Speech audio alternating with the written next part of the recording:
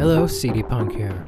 So Bad Witch, the last album in a series, a trilogy, has just been released. And because I run a YouTube channel that just talks about music, which is mostly just flooded with Nine Inch Nails content, I have an obligation to review this album. So I will. So we're gonna go track by track, talk about each one, talk about the good, talk about the bad, and just talk, I guess. Just gonna talk about it, okay? So get some popcorn, get some drinks, get a tomato in case you feel like throwing it at me. Although I'm on your computer, so maybe you'll just throw a tomato at your computer. That's fine. I don't care. It's not my computer. So here we go. This is Bad Witch.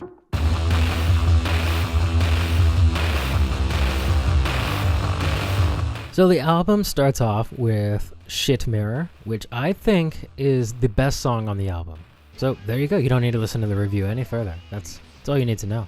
Now it starts off with a guitar that kind of reminds me of something that you would hear from the Misfits almost. It's got like that lo-fi punk feeling to it. But yet the drums, they sound a lot like a song from Hesitation Mark's Disappointed.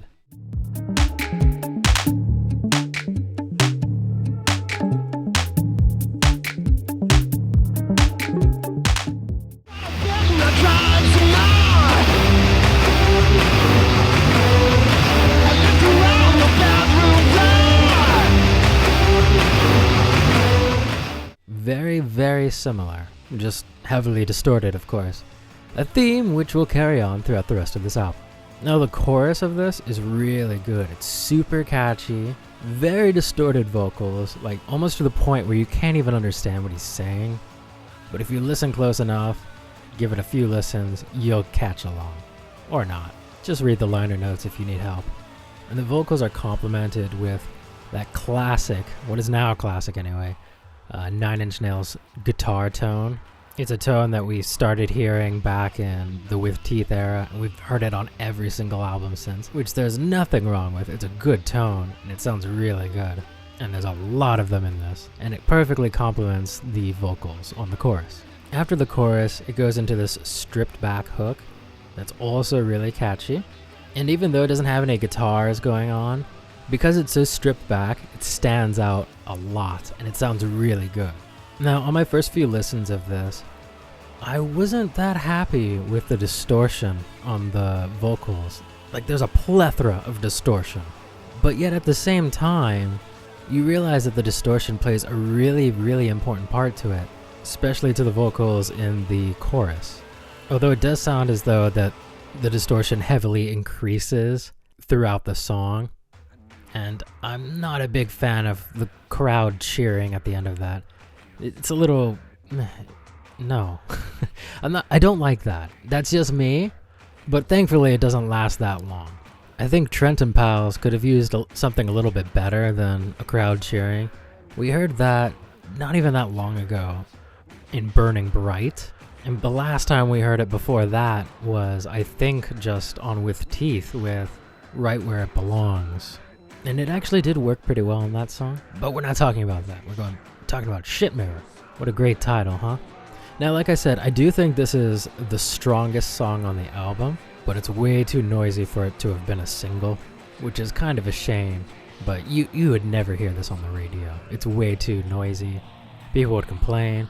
I still haven't heard this album in a car yet, and I don't know how it's gonna sound in a car when I finally get to a car. I haven't been in a car since '95, so I have a lot of catching up to do when it comes to that. I've just been listening to it with headphones on, and it sounds good with headphones, but that's besides the point. Now, after the second chorus, after that guitar that kicks in, it comes with a pretty strong breakdown. It sounds good, minus the crowd cheering, whatever. But then it just ends. It ends right there. There's no payoff after the breakdown, it just stops. And then goes into the next song. It feels premature ending. I was very unfulfilled. But at the same time, maybe that's a smart thing. Maybe it leaves you wanting more, so that you'll listen to the song again. I'm catching on, Trent. I see what you're doing. But I do think that the ending to the song could have been a little stronger. That's just how I feel right now. Maybe I'll feel differently after a few more listens. I have listened to this album quite a few times already, but but at the moment, I think it could have been done a little better.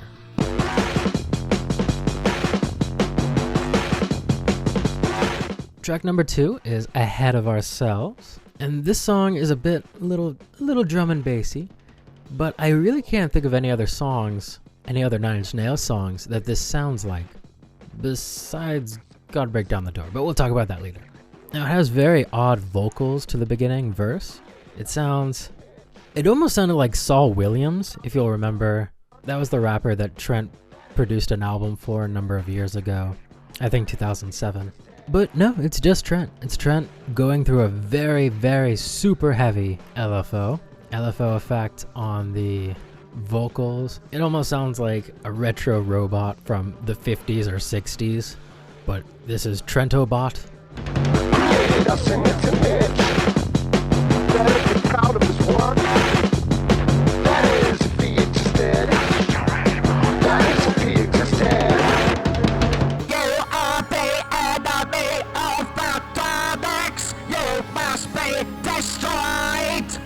So the bridge is also LFO'd out.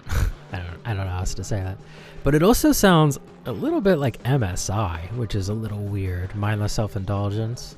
That's what it reminds me of. That high-pitched part when he says help, with the help, it just sounds like Jimmy Urine.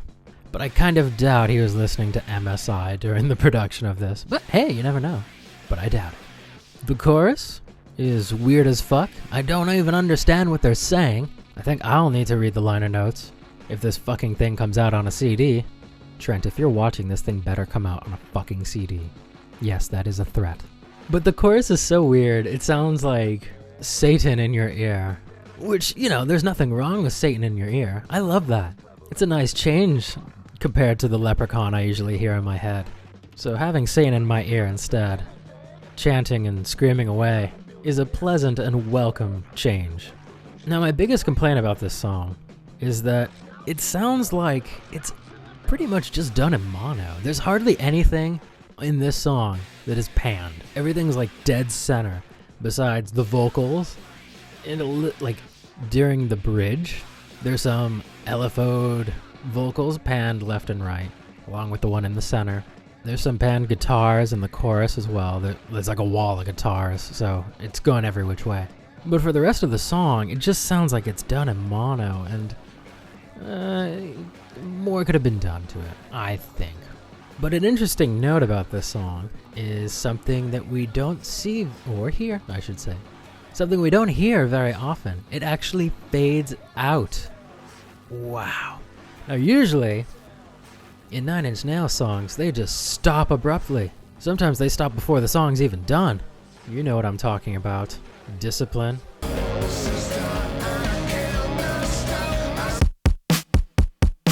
The Perfect Drug.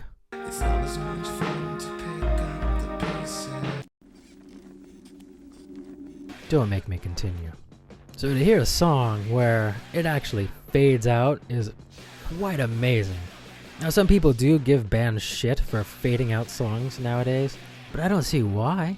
Not every song has to end. Sometimes it's nice, it's refreshing to hear a song that fades out, because it's something that's not done very often anymore.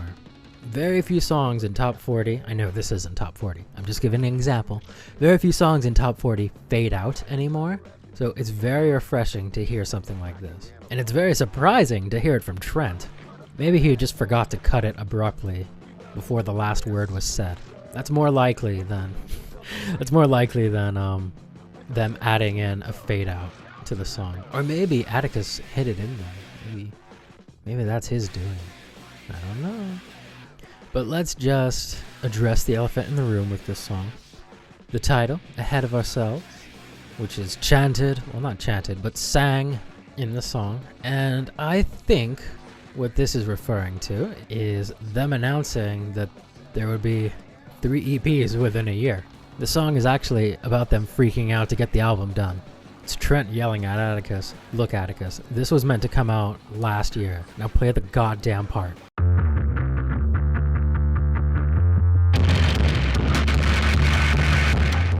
See what I did there? Yeah, that's pretty good, huh? Alright, so track number 3, Play the Goddamned Part. is the album's first instrumental track. Now, my biggest complaint about this song is that there's too much distortion. Yes, I know that's blasphemy to say, but there's too damn much distortion on that bass guitar. You could barely hear what the fuck is going on because of it. There's so much distortion on it. It sounds like a bass guitar in a blender, and then you added more distortion on top of that. It's too much. It covers up the instrumentation on everything else. It's very distracting, but maybe that's intentional. It might be intentional because it makes the rest of the song stand out when the bass and drums fuck off. That's right, later on in the song, the distortion just completely fucks off, and then we are greeted by crying saxophones. Now, some parts in this song actually remind me a lot of some of the stuff that Angelo Badalamenti did on the Lost Highway soundtrack. Reminds me a lot of that, as well as some of the stuff that Trent did on the same soundtrack. It also reminds me a little bit of David Bowie's last album, Black Star. That had a little bit of sax in it too. Also, during the mourning saxophones, they're mourning a loss of another saxophone. Saxophones don't live very long.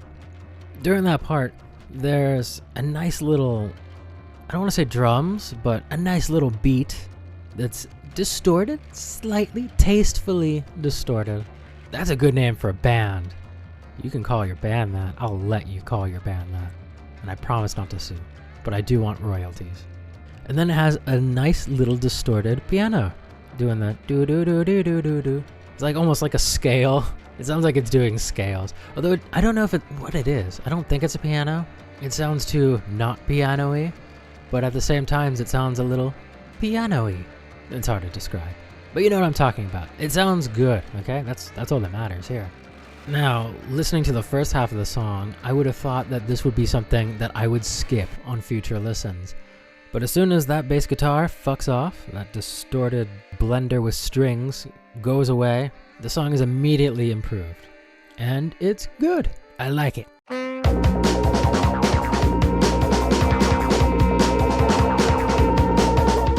So track number 4, God Break Down the Door, was the single released to promote this album a month ago. And I personally think that this is the weakest song on the album. But let me explain myself first before you try to crucify me in front of my kids. No, the drum and bass in this, it does have more drum and bass. I'll just throw that out there. It sounds a lot like Ahead of Ourselves. It's also similar to some of the stuff that he did on Lost Highway soundtrack, but it's also very, very heavily David Bowie influenced. A lot of Black Star, a lot of Bobo in this song. But like I said, it sounds way too much like Ahead of Ourselves. I think it actually could have been mixed with Ahead of Ourselves. They could have done something. I mean, I'm not Trent, I'm not Atticus, I have no input. But I think that if this song had been combined somehow with Ahead of Ourselves, like maybe it could have molded, it could have turned into this. Ahead of Ourselves could have turned into God Break Down the Door. You know how like on the album American Idiot by Green Day, it has the song Jesus of Suburbia? Maybe you don't know, but it's a song where it changes about 5 times. It has 5 different parts in it, and it works really well. I think that something like that could have been done with this song because they sound so much alike. When the song God Break Down the Door came out, when it was first released, I listened to it a lot before reviewing it. Later on, I think the same day or maybe even the next day, the Nine Inch Nails Instagram page, they released a little 10-second clip, a little teaser of more music on the album. Now that I know these songs pretty well, I know that it was Ahead of Ourselves, but back then I didn't know. And there was even a point when I would listen to God Break Down the Door and then the snippet, and I had to check like 3 or 4 times to make sure that they were different songs. Like I had to compare the two side by side. Have a listen.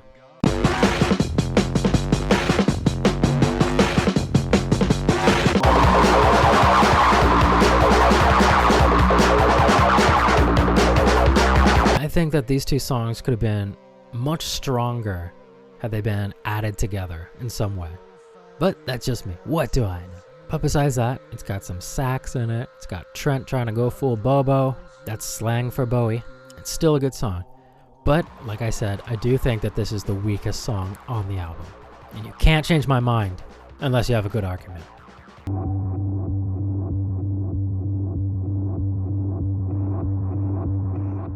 I'm not from this world. See, a confession from Trent himself that he's not human. I've been telling you for years. Now, the intro to this song, it kind of reminds me, I know it sounds stupid, but it reminds me of a slowed down Stripped, the song Stripped by Depeche Mode. After a little bit, we get this little beat that slowly kicks in on the left-hand side. It sounds like it's made out of crickets. A little cricket beat. It's so cool.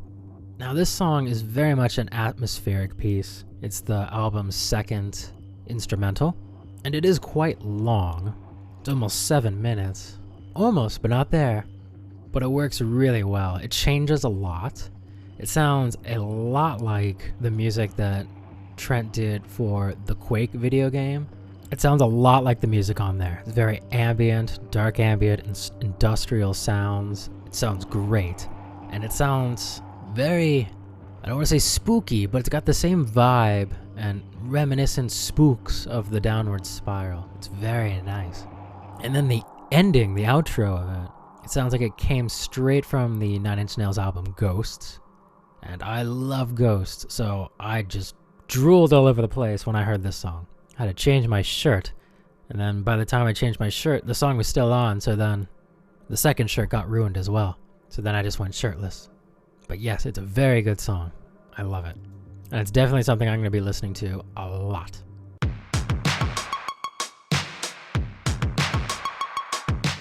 The album closes with the song Over and Out, which the title refers once again to the process of writing this album. As soon as they were done writing it, they were over with it, and they were fucking out the door. They didn't want any more. They didn't even bother opening the door. They just God break down the door, you know? That was terrible, I'm sorry. But the video's almost done, don't worry. Now the song starts off with distorted, once again, I told you it was a theme for the album. Distorted drums that sound a lot like early Skinny Puppy stuff. But then they add in a funky bass, and a funky bass is definitely not something that Skinny Puppy would have done back in the day. Although I don't think Skinny Puppy would do funky bass now either. There's some more instrumentation in this song that sounds like stuff that could have been from Ghosts. More of the, I don't know what instrument it is, the little mallet instrument. I'm such uncultured swine, I'm sorry. I don't remember what it's called. The xylophone? Is that what it is? God, I'm so stupid. It's got that, it's got some saxophone in there, some funky bass, and then it has more David Bowie style singing, more Bobo. But it's not Bobo, it's Trent. It's Trent. And I have to say that this style of Bobo singing done by Trent is done a lot better than the Bobo style singing done on God Break Down the Door. It's like a mix of singing and then Bowie singing. It works really well. Although my only complaint is that not enough is done with it. We got this nice little melody going, nice vocals, but it doesn't progress. It just ends. And this is a long song. This is 7 minutes and 49 seconds. But who's counting, right? It's nearly an 8-minute long song. And there's barely any vocals in it. Well, it's not that there's barely any vocals in it. I can't talk, sorry. But it's that it doesn't change that much. There's like some vocals during the breakdown, the stripped down part where it's just the saxophones, the funky bass, some guitars, it's when I name it all like this, it sounds like it's not stripped back at all. But it is, okay? It is, because there's no drums. But after that, it doesn't change a whole lot. And then the song just like fades out into this very long ooh. I don't even know what instrument that would be. This one. Whatever the fuck that is. It just slowly fades out. Another fade out song. And then just like that, the album's done. So I think that song could have been heavily improved if they had added more melodies, or not even more, I don't know. It just feels like something was missing from it. Now, even though I say that it sounds like something else could have been done to it, like something's missing. It still works. Don't get me wrong, it still works fine just like that. Just the way it is, it works fine. And it's a nice closer for the album. It works out lovely. Lovely.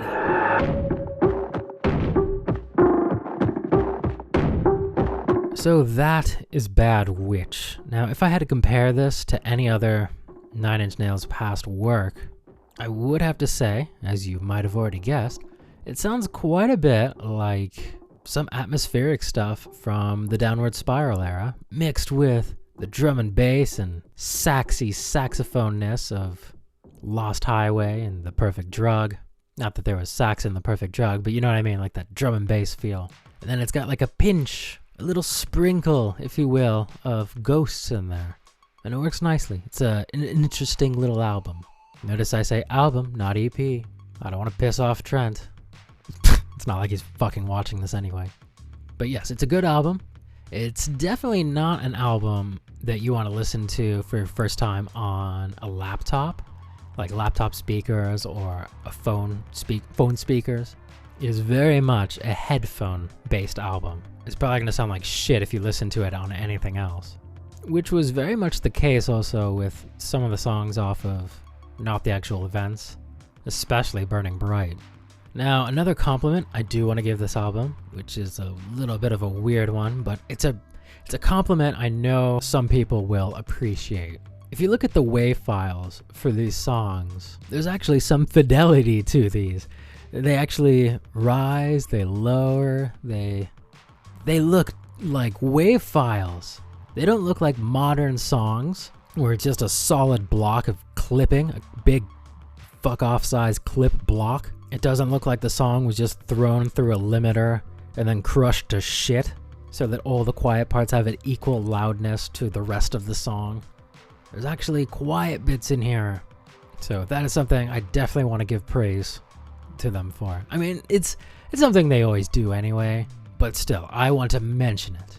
So yes, like I said, I would say the best song on the album would be Shit Mirror, which you definitely wouldn't think with the title like that. But it is the best song on the album, at least to me.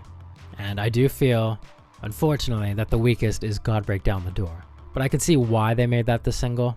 When you look at the album as a whole, there aren't really that many other options for you to push a song as a single. You can't really do Shit Mirror. That's really noisy. And if the average person heard that, they would be like, I think I'll skip this one. Like the genre's borderline noise for that song. So not really something you want to promote as a single. Or maybe it is, I don't know. But that's just my opinion before you come at me with a bread knife. What did you think about the album? Do you agree with me? Do you think I'm a fucking idiot that knows nothing about anything? Well, you're right, but let me know. I want to know what you think about the album. Which song was your favorite? Which do you think was the weakest? Do you think any of them were weak? Do you think they were all weak? Or do you think they were all strong? How strong? As strong as a small pony. Very strong. I think it's a strong album. I think some improvements could have been made, but the structure of this album, it's an entirely maybe the issue is that I'm comparing it too much with what I think a song should sound like. Personally, what I'm used to in all music, most music, I listen to different things, but when I first listen to a song, I'm very groomed to hearing verse, chorus, breakdown, chorus, and maybe that's why I feel that some of these songs don't feel complete. Not that they don't feel complete, but maybe that's why I feel like they could have been improved a bit. I don't know. But the album still works. So maybe it's just that different of a structure than what I'm used to. Because the album, let's be honest, it does sound very jazzy, like industrial jazzy, which is, I guess it's a thing now. I mean, we just fucking talked about it. And you must have just listened to it, or else you wouldn't be watching a review on it. It very much has like that jazzy, smoky, industrial bar type of feel to it. So maybe that's why I feel like that. I don't know. I need to give it more listens, even more. Like I said, I must have listened to this probably 6, 7, 100 times already. So I'm gonna listen to it even more now. And then I'll regret making this review that no one watched. So yes, that's my review on Bad Witch. I really do enjoy it. I thought it was a great album. What am I saying? It is a great album. Don't call it an EP, or else Trent will flip a shit on you. And yes, remember to purchase the album. I myself am waiting for a physical copy in the form of a plastic disc so that I could put it on my shelf and have it collect dust. I'm looking forward to that day. So if you're still listening, which I very much doubt, and somehow enjoyed this review, which I doubt even more, I hope that you will consider subscribing to this channel and taking a gander at the other content that I produced for it so far. I make a lot of videos having to do with Nine Inch Nails. I've even done commentary for some of the documentaries that they've done in the past. And people seem to like it. At least they lie to me and say it's good. It could be a lie. I don't know. But yes, if you did enjoy this, I hope you'll take a rummage through some of the crap that I've made. And maybe you'll find something else you like. Maybe. But yes, thank you very much for watching. And I'll see you next time. Bye for now.